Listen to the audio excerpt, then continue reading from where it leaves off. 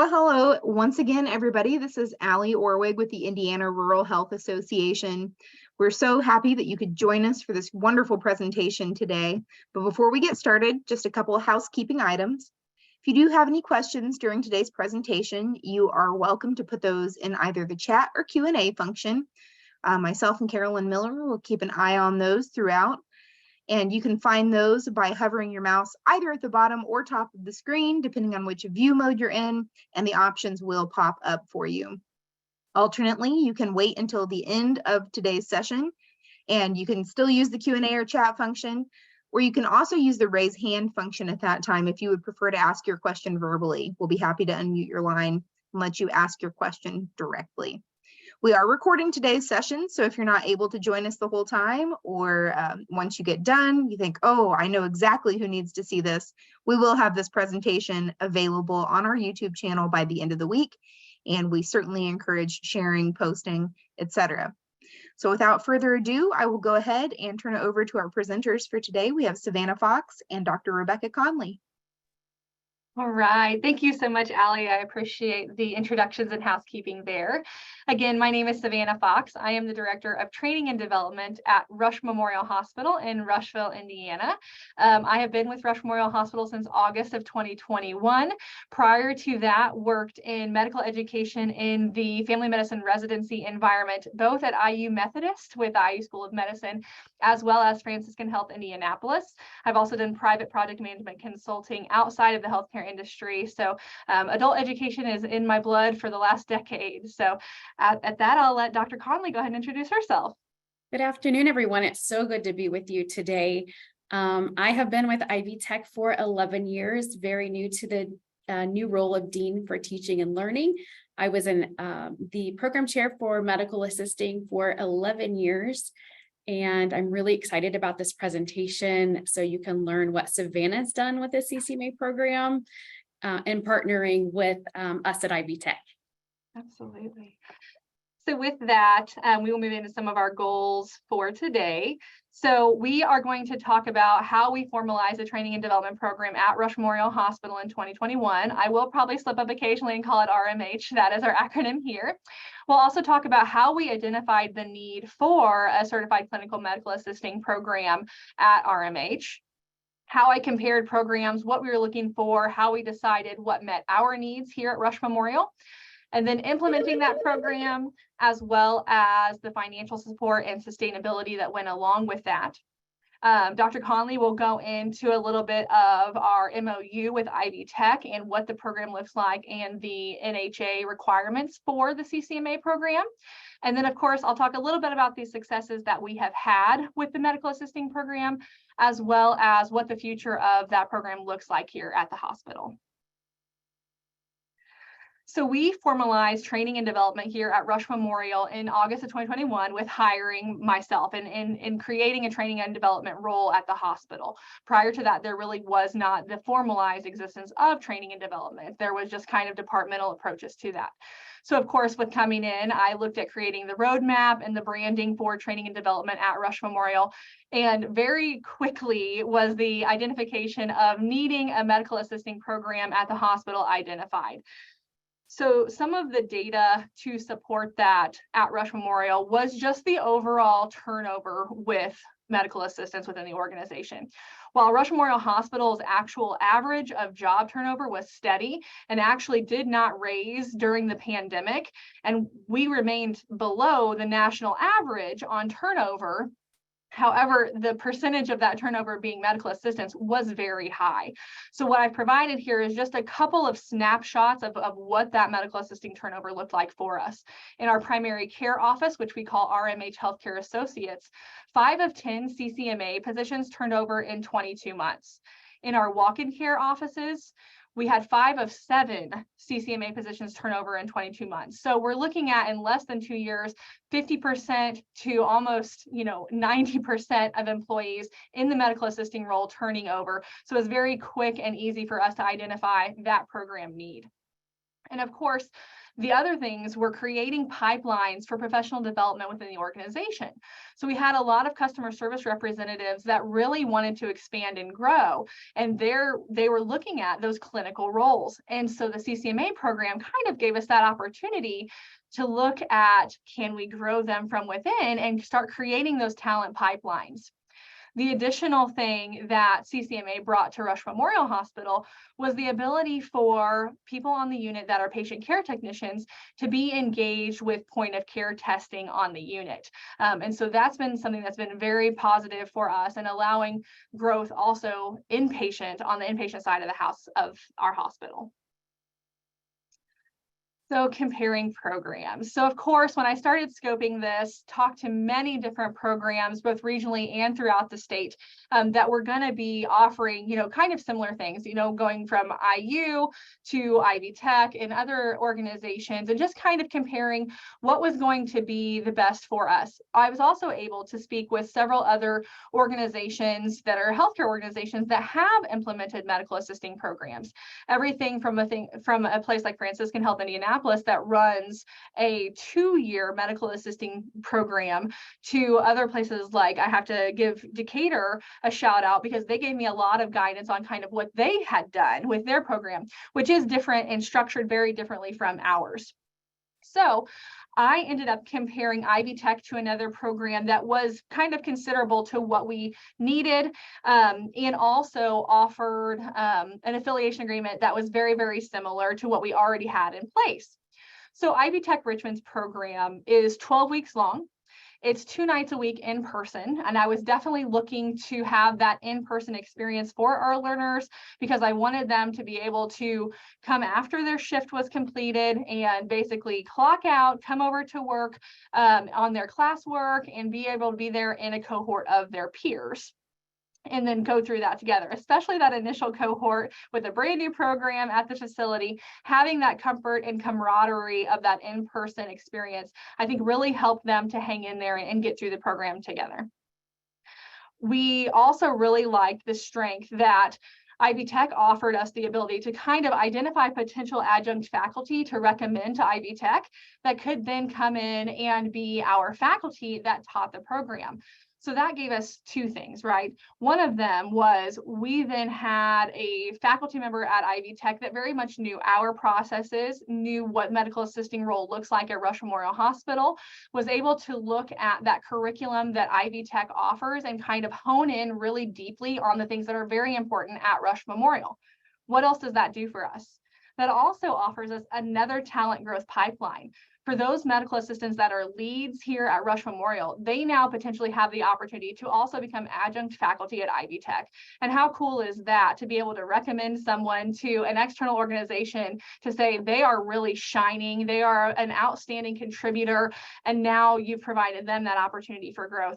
And we have actually seen that be successful here at Rush Memorial. So I'm very excited to say we've had a lead medical assistant that is now an adjunct faculty. And it just is really something that I take a lot of pride in, and I can see her growing and her enthusiasm and excitement. Again, I've kind of talked about this just a tiny bit, but Ivy Tech does set a curriculum that aligns with NHA, and NHA then allows them to test and certify as a CCMA.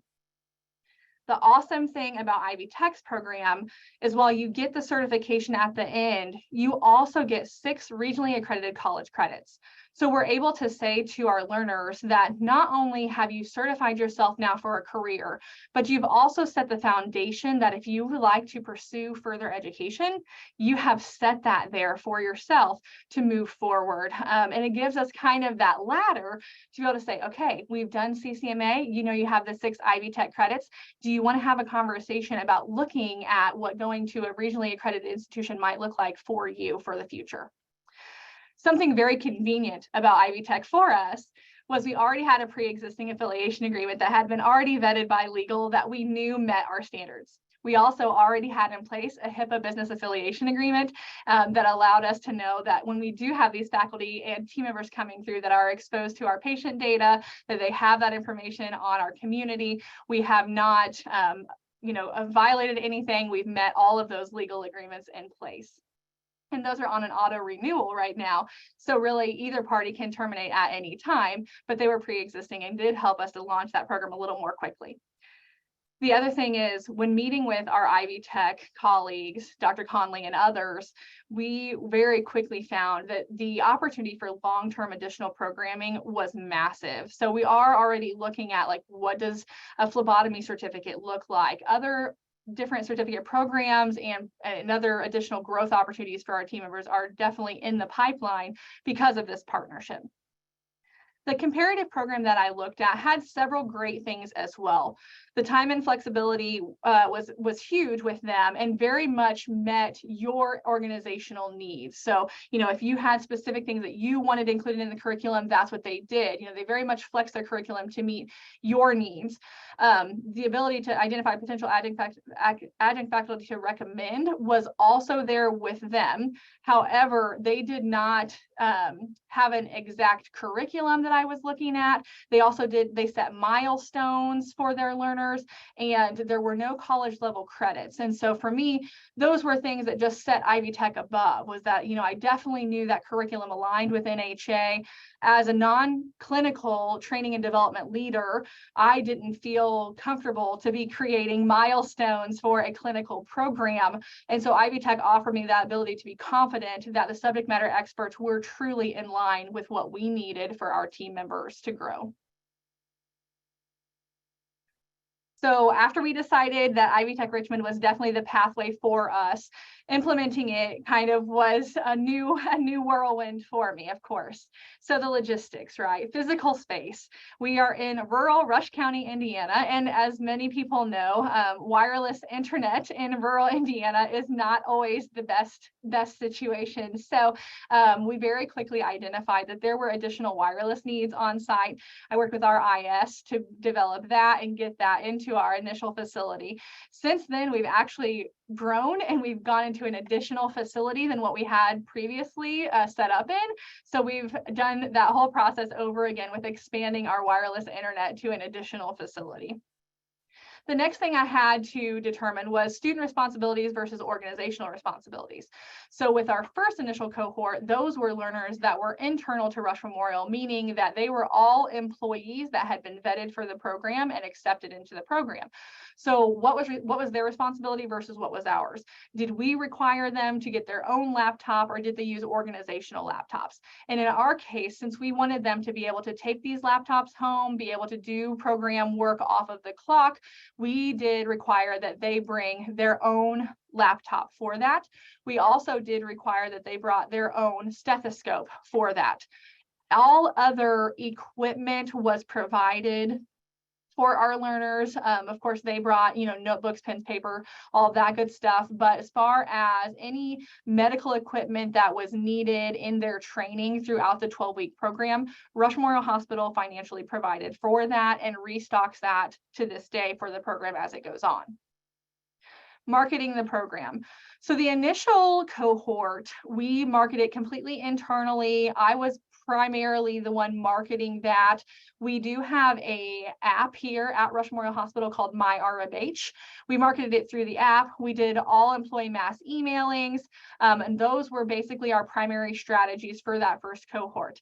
Now, since then, we have grown again the cohort to where we do admit external learners. So now we do market it on social media. We also partner with our hospital foundation, which is the Rush Memorial Hospital Foundation, in addition to the Rush County Community Foundation, who also market our programs and put them out on their social media and post them in different public areas. We also work with different organizations to post that in newspapers. We have a Caring for Rush County community where that goes out to the different ancillary communities like Carthage, Indiana, Milroy, Indiana. And we also have been recruiting from Connorsville, which at present does not have a critical access facility, but I know that they are working on that. So then the additional logistical piece, right? Creation of all of the internal documentation. So we didn't have an application for this program. We didn't have what those requirements were going to be to apply. We, again, since we expanded to externals in this last cohort, we have two different sets of qualifications now. What are the internal qualifications versus the external applicant qualifications?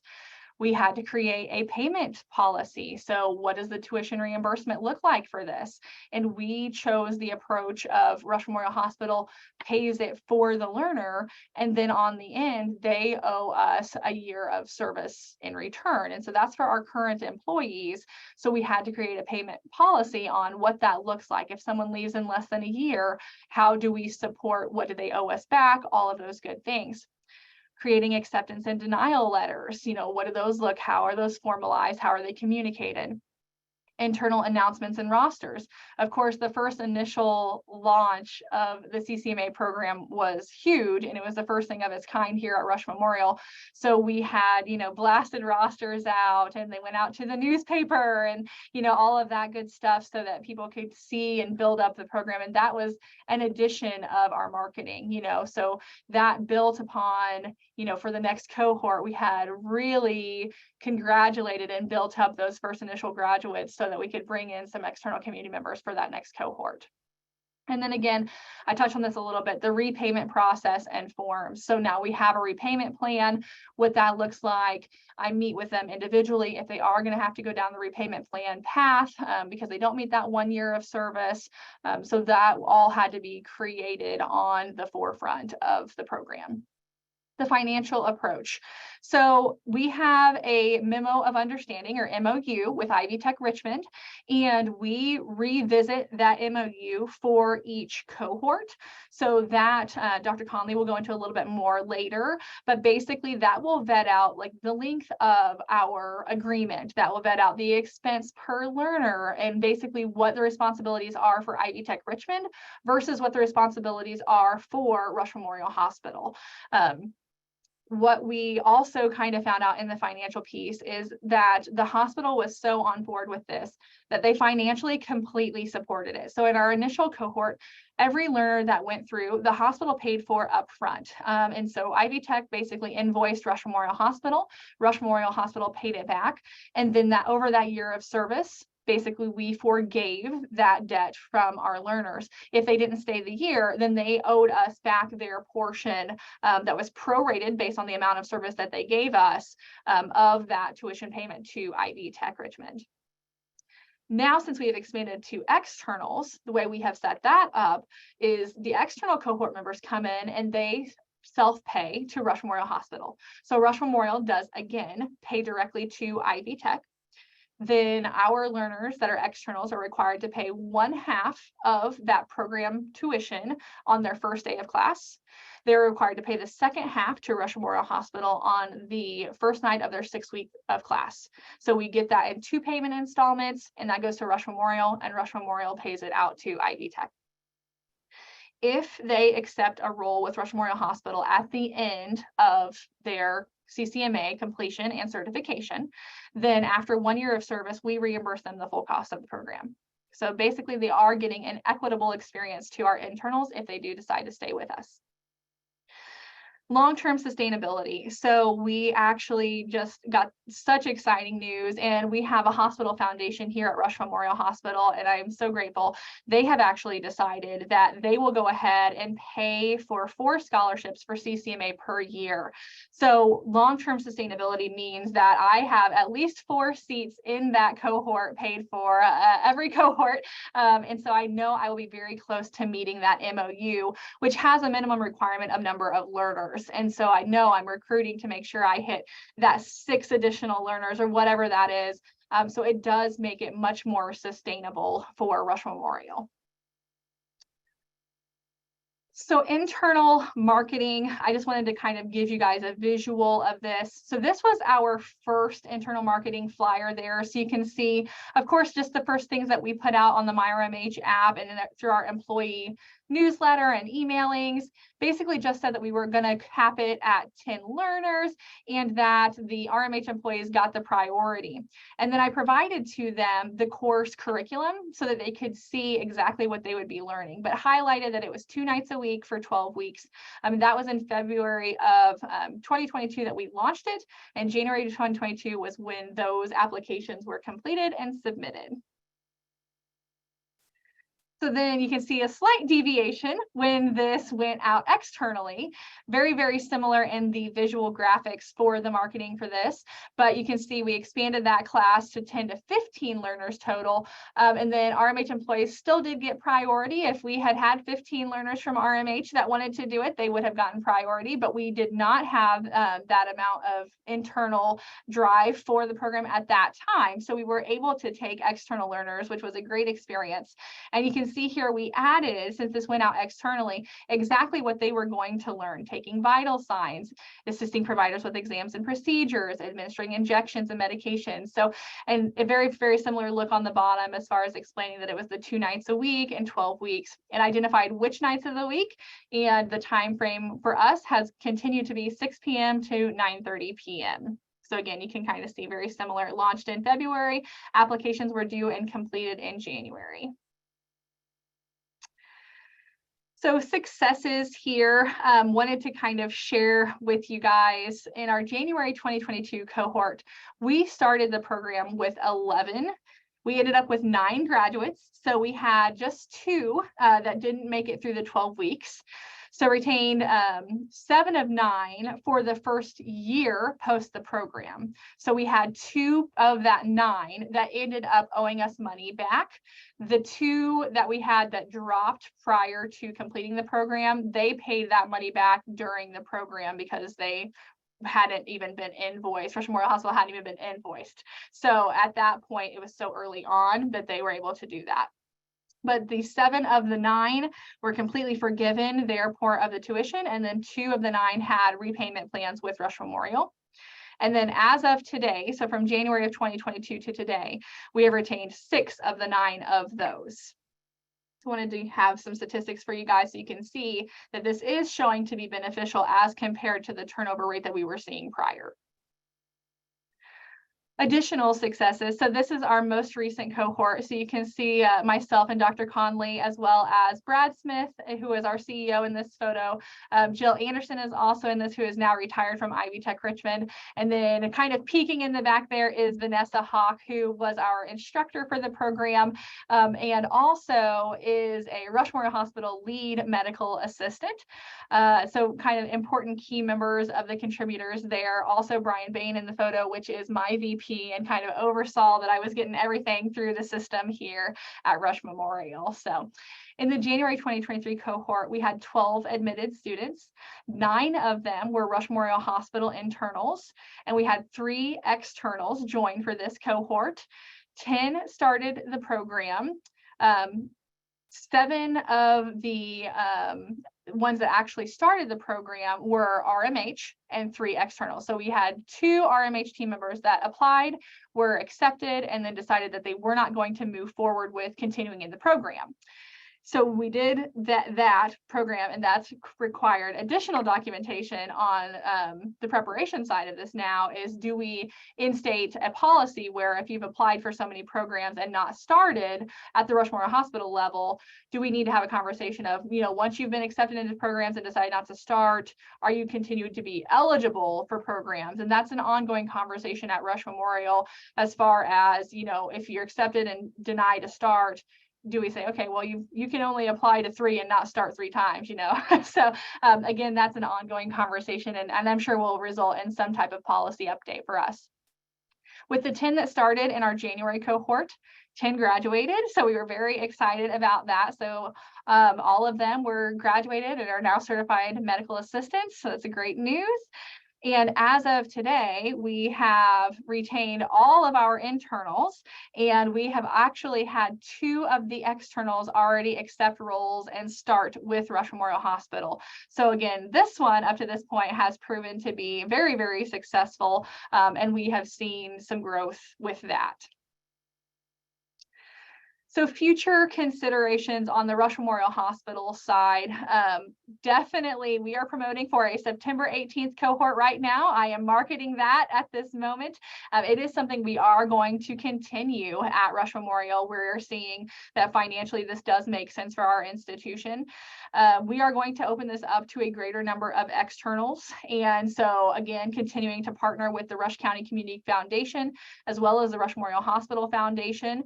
I'm actually promoting promoting at the high school now as well. So going and doing once a month lunches at the high school to kind of let them know what's going on, and offer that opportunity up to those who may not be degree seeking seniors. Closer work with the Community Foundation is ongoing because they offer many scholarships for college level programs. And I am also considering and working with them on how do we open up some of the community level foundation scholarships to this certificate course. So that is a future consideration that I am working through with the Community Foundation here. And then I kind of alluded to this early on, but we are going to evaluate for more future offerings here at Rush Memorial Hospital in partnership with Ivy Tech. I did already mention that we are in the process of looking at phlebotomy certifications here, and then how that funnels into MLT programming, and additional things like that here at Rush Memorial. So that's kind of the Rush Memorial Hospital piece of the program. So at this point, I'll hand it over to Dr. Conley, and she will talk a little bit about our NHA requirements with the CCMA program and how their curriculum aligns with that. Thank you for Savannah. So before I get into the weeds with all of this, I just want to say what a great job that you have done, you and your organization. This is all you. We are just your partner, coming along beside you and making sure that you're successful here. So we've really enjoyed this partnership, and we definitely see benefits, and excited because medical assistants, we know the need in our communities. So this is great.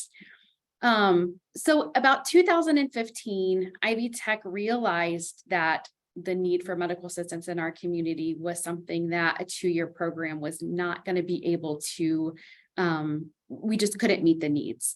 So we thought about a program, a short-term program that would help do this. And we came up with the CCMA program and partnering with the NHA. Our curriculum aligns perfectly with the NHA. And what's nice to know, the NHA also aligns their curriculum to the AAMA, the CMA. So really the two, I'm going to say the best standards for medical assisting is those two. You can crosswalk each competency together to create, and that's how we created our curriculum.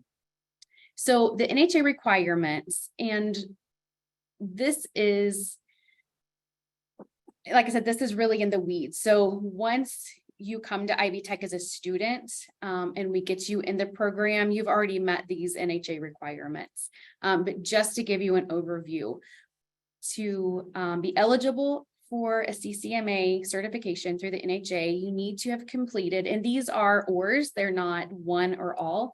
You just need to have one of these. So you need to be or have completed a medical assistant training within the last 5 years. You need 1 year of work experience as a clinical medical assistant. Well, let me restate that. So you need 1 year of work experience within the clinical medical assistant field within the last 3 years. So if you work in an office for 3 years, you just need one of those years to be a medical assistant, and then you can apply to the program with the NHA. Then you need to complete your registered apprenticeship or program as a clinical medical assistant. The key here is to make sure that apprenticeship is registered with the U.S. Department of Labor. So again, these are ORs. We just need one of these 4 that we can check off. The last one is, can you go back just a second? Yeah, just to possess the current state organization. So this is for somebody who wanted to teach a teaching certificate or license, or have at least 3 years of full-time teaching experience in the healthcare or health science field. Thank you. So Ivy Tech requirements. So if you have a student or an employee that wants to come to Ivy Tech for this program, they need to have a high school diploma or GED. We need to get them enrolled as a current Ivy Tech college student. That process is very easy. We were able to work with Savanna. She gave us the list of students they wanted. We were able to send registration forms and the enrollment application, got those students registered online, and they were in the class. We need to have students that are 18 years of age before the last course module. So they don't have to be 18 starting the program, just when the program ends. So that gives us a little bit of room to work with those high school students. We do require a recent hepatitis B vaccination because we are getting those hands-on skills in the classroom. They are actually drawing blood, giving 2 injections to one another. And then CPR is also a requirement that we like to have our medical assistants to have going, so they have that going out into the workforce. The CCMA curriculum. So again, we align our curriculum with the NHA.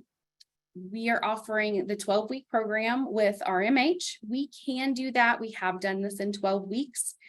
We've considered an 8-week program. It's probably not my first choice, but we can try that. 12 weeks seems to be that sweet spot. It gives students enough time for lecture and then that hands-on learning. We are competency-based, so through the program in that 12 weeks, and there's a lot more comps than this. If you look at the curriculum, it's probably 3 pages of things that we cover, but we highlight things like vital signs, patient intake and rooming, medical surgical asepsis, venipunctures, lab procedures. So students do get to do, culture swabs. They'll get to check. We do hands-on flu test and strep tests, so they get that experience. We make sure they are competent in EC or EKG skills. We touch on billing and coding. Like I said, this is not an extensive list, but these are the things that we like to check off on. So they do technically get a check off to make sure they're competent in these skills. And they get like a host of other things. You name it, we're going to go through it. This is our memo of understanding that we agree on. Like Savanna said, each new cohort, we will get this and we'll agree on this before we move forward. So if you look, we have 3 different categories. We have the faculty in the college, what we're going to do to ensure the course meets the college requirements for the course. So this is, we're going to look at student readiness, the course content. One thing to note in the tuition, the textbooks, any, the NHA modules, even the students' equipment, that is included in that total tuition price. We're going to make sure that we're looking at student learning outcomes. That's statewide. So this is from our college course outline of record. So if you go to a CCMA program across the state, you're going to get the same program. Enrollment status, I talked about how we work with Savanna to go through this enrollment. We make it as painless as possible for the students. They don't need to come to campus for that because we're a good hour away from each other. So we do all this electronically. Billing, that's worked out well. We've been able to work through the business office to invoice RMH, and then they work with the students. That seems to be like a really seamless process. Again, really easy for the students. So the facility, we want a minimum of 4 students. So we asked for Savanna, to make it, worth the while for adjunct faculty. 4 students are minimum to run a course. The tuition cost for each student is $1,567.30. And then we require that to be paid by Rush Memorial within 30 days of being invoiced. And again, that goes through our business office. The equipment for procedures taught in the course, we do have a list that we work with and we get approved. And again, that is, for Ivy Tech, Rush Memorial provides some that hands-on equipment like that you would need for venipunctures, band-aids, things like that. So we don't have to worry about that, but that's always something that we can work on together. Access to computer for the learning management system. Savanna talked about how they require their learners to bring their laptops. So that has worked out perfectly. And then we have the facility and college agreements.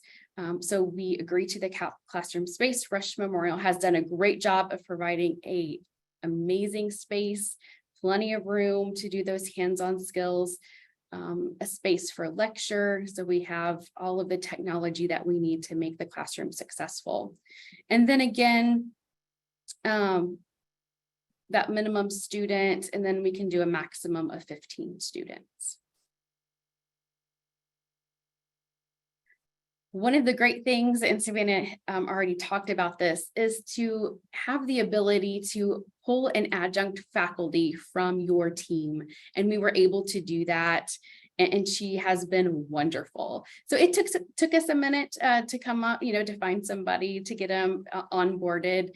Our first cohort, myself and another full-time faculty member at Ivy Tech, we taught the course. And it was the greatest experience, it really was.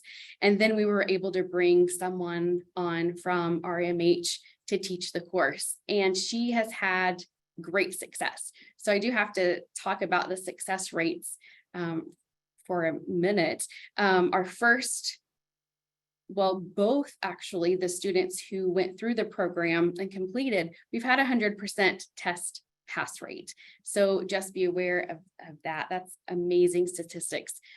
Our CCMA course in general, so the one we just offer in public, we have a 98% pass rate. So great pass rates, but that doesn't happen without great adjunct faculty.